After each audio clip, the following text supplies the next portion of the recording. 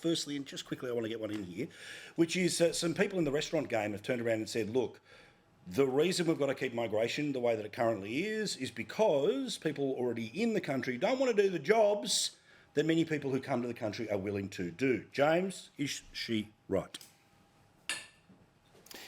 Yeah, she is. I was at a restaurant last night in town here. They would be lost without their chefs that have come in from overseas. And as much as I hate saying that, it's just a fact and a reality. We've got farms across this country that would be in the same predicament.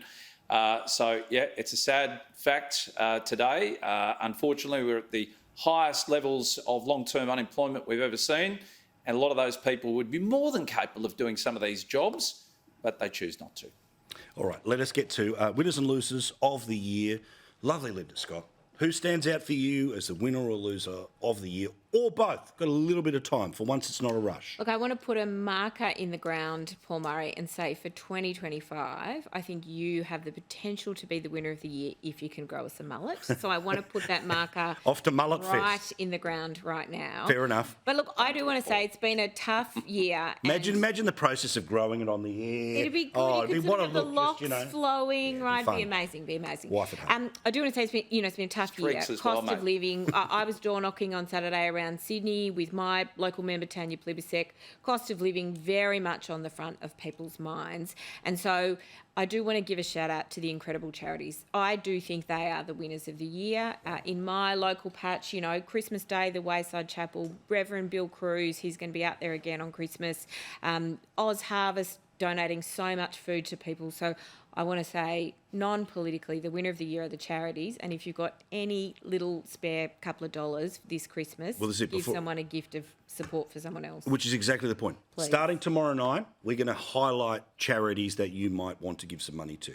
If you're a person who runs an organisation that may not be nationally famous and might really help from, the $5,000 collective donations we can get out of our audience, again, send me an email, paul@skynews.com.au. Any loser for you, Linda? Look, I've got one, Kamala Harris. It's the end of the year, so I'm just going to be really diplomatic. Can I do one more shout out though? Dr. Give me a shout. Kate Reid, Loon Croissant Bakery. She opened 2 stores in Sydney on Saturday morning, one in Rosebery, one in Martin. Well done, Dale. Send me a box. Queues around the corner. People were queuing out there since like 5:30 in the morning to get one of her croissants. Send them here. Well done. Can't wait to eat them. Yeah, I will give the official pastry tick, but I think it's coming well recommended. All right. James, winner or loser of the year, and then a shout out if you'd like to give one before we're done. Well, sadly, the greatest losers have been the Australian public because of the financial predicament this government have put them in. And it's not just this government. It hasn't happened overnight. This has been both major parties, but unfortunately Labor have to take ownership of the financial predicament, but also too those volumes of people that have been left homeless. It's been a tragic year to see so many people left without a roof over their head.